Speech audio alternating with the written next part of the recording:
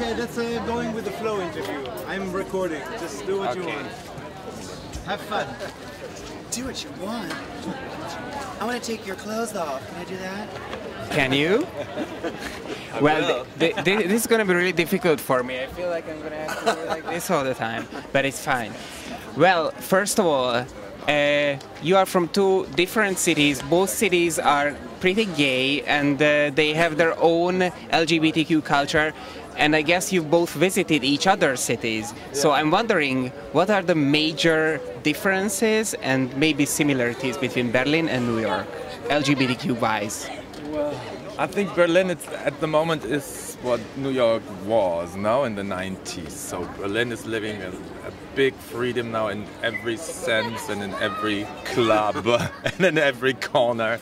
And New York, well, it's just getting back. Now it's getting back to it slowly. Well, it keeps trying to, and then it doesn't really.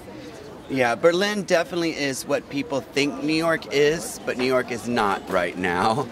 But, oh yeah, it's very, I don't want to say conservative, but the nightlife is not like what it used to be. Since Giuliani and after 9/11 and everything, it really, really changed. And there's not even anywhere to go dancing. It's just like bar culture. And it's okay, but it's not crazy, whereas Berlin is anything goes. That's really sad to hear that New York is not as it used to be. How about the drag culture? Like, are there up-and-coming drag queens still? Oh, yeah. Yeah, I mean, in New York, there's actually been, like, the past year, this really big drag renaissance. Like, 100 new drag queens out of nowhere, and really talented. And so I think because of RuPaul's Drag Race, all the younger queens that are like 22, 23 years old are like, I want to be a drag queen. And so they're dancing and singing and they have looks and it's really kind of exciting. How about Berlin? Yeah, in Berlin it's the same, like a lot of new drag queens, and yeah, the Drag Race is like a big influence. Even I think there's more than the Drag Race and more drag culture than the Drag Race. But yeah, it helps a lot actually. Do you see people like thinking that all this is easy? Like they think that I'm just putting on a dress and I'm gonna be fabulous. Yeah. It takes more than that, right? It takes, of course it takes more than that. I mean, it takes me 2 hours to get into this from start to finish. And so sometimes we, you know, I know you do too, we get things from like people that are casting maybe a TV show or something, like, can you come at 8 o'clock in the morning and drag? Like they think you wake up and you just throw it on, or that you live your life like this all the time, which we don't. And I'm always like, no, I can't get up at 8 in the morning and come and drag. Here's my picture, and I can come in and act or sing whatever you want. Yeah, I mean, it's even different. People from different professions who don't think about it, but even like other people, like in the drag community, not drag community, but even in the gay community, they're really like, I put it on, throw it on. But I mean, it's first it's the makeup, it's all the outfit, blah blah blah, and then you have to be a certain, well, it's a role. It's hard to play. You have to play the role all the time. If I'm not smiling somewhere in a club, people are like, what's happening to you? Blah, blah, blah. You really have to play the role. You really have to be that happy, funny, drag queen, your character, whatever. Yeah, I mean, I think for me, drag should be at night. It looks better in the dark, and it just feels more energy. It's easier. And it's true what she said, like in the gay community, sometimes you get a phone call from like someone at a party. Well, I can only pay, 10 euros for the show, but you only have to be there for 10 minutes. And it's like, honey, it's not about, once I'm there, I could be there for 3 hours, it doesn't matter. It's the getting ready and getting there. Jackie Beat, who's a friend of ours, said the funniest thing. Someone called and said, well, we can't really pay you very much, but it's going to be really fun. And she said, all right, let me call my landlord and ask him if I could pay rent this month with fun. And if he says yes, then I'm going to come for fun. So that's kind of my favorite. Where now we are out here. It's a job, but we love it. Now we are out here in the light, not in the nighttime, and you're both looking absolutely fabulous, so don't worry about that. And it's very interesting you raised up the question of drag queens always having to be happy and smiling. We all associate this culture with enjoyment and always partying. But I know that, for example, you organized a sympathy walk when Tel Aviv had something really horrible. We had a terrible experience with a guy coming into an LGBTQ center shooting people. Tell me, how did you get the idea of supporting this cause, and what did you do exactly? Well, I think it's a personal thing and not a drag thing, because you talked about the role of a drag queen. Also, you were not in drag, and you... No, I especially didn't do it because I thought it's like, it wouldn't appreciate the moment, It's not about Gloria, it's really about like somebody shoot people just for what they are, and it just came because I was before in Israel, and I have friends here and could been my friends, and so I was really touched, and I know a lot of people in Israel, in Berlin, from Israel. So for me it was clear we have to do something, or we have to demonstrate solidarity, and that's why I did it. And so and I was thinking of do I do it as Gloria or not? But I thought it's I do it as a. Even though without makeup I feel very naked.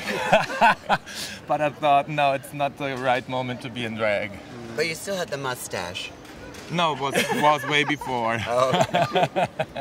Oh yeah, I wanted to talk about the facial hair and drag. Actually, it seems like there is a comeback of facial hair in drag. Is that just for an outsider I can see it this way, or you as professionals you also see it?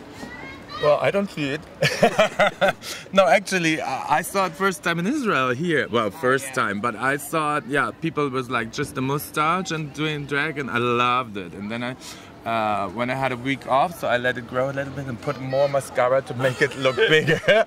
And then the reaction, even from the gay community, was sometimes so stupid that I thought, okay, this one stays, and just 2 weeks more, and then it became a whole statement, and so that's why I keep it now in 3 years. But actually, thank you, Tel Aviv. And then recently, Conchita Wurst came along, and facial hair became very popular. Very popular. She's gonna be here actually for the Pride. Posters, yeah. Did you meet her? Do you know her?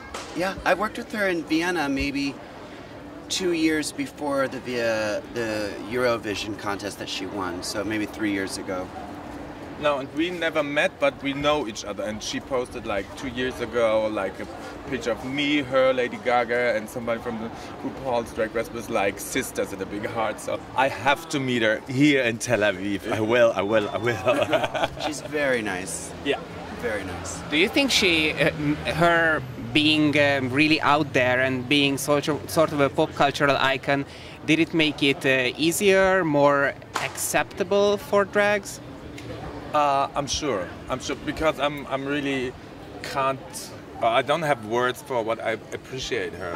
She's 25, 26 now, and like with all the hate what she got before the Eurovision, how she handled it, how she still handle like hate and stuff, and she's so like over it and above it, and like really friendly, really nice, and it's such a big example, I think, for many people, not only drag. It's like really, it's a great human being. Let's talk about you guys now here in TLVFest. What is going to be your role? What can we expect from you? What will you do? Well, I hope so. No. Well, I did a show. I just got here yesterday, and I did a show last night. Oh yeah, I heard about that. Which was really fun. And then tonight we're here, of course, for the opening, the reception, and then tomorrow I'm doing a master class. So I'm very excited about that, and then I leave Monday. So that's it. Hey! What can we expect from this master class? I have no idea. I'm not even kidding. I have no idea. So you're not the type of lady who makes notes and plans it all? I haven't even talked to them about it. I think we're going to show some of my videos, and it's just going to be like a question and answer type thing. So I'm always ready. That sounds good. How about you? Well, I was DJing yesterday, and then I'm in the jury for the narrative feature film. So I'm going to see a lot of movies beginning from tomorrow. and then I'm gonna DJ in the closing party. Well, not the closing party, yeah, the last party before the ceremony. Are you movie fans? Do you really love movies? Are you going to the cinema? Do you review movies? I'm a movie freak. You can ask her. When I lived in Berlin, we lived across the street from each other. We could literally see each other from window to window. And she'd always make fun of me because there was one movie theater that had original version, so in English. And she's like, "Where are you?" I'm like, "I'm going to the movies." She's like, "Oh my God, you bitch, you're going to the movies every other day." I love the movies. Yeah, I do too. Actually, but mostly I go for the Berlinale to see like movies you can't see later in the year. So, yeah, that's what I expect from a film festival, actually. Yeah. Do you have favorite gay or LGBTQ topic movies from all times, let's say? Well, I mean, I can appreciate lots of different movies, but I have to be honest, my favorite, I like to laugh, and so some of my favorites are, I can't remember what it's called. There's one with Barla Jean Merman and Coco Peru and this other drag queen, and it's the funniest. Oh my gosh, it's so funny. And so I tend to like the funny ones, or maybe some documentaries. Not so much the serious. It's not my favorite, but I can appreciate it and I know it's important. But I really want to laugh, and there's some drag movies I've seen that are just so funny. Ada Zabel had one, Muti, so much fun.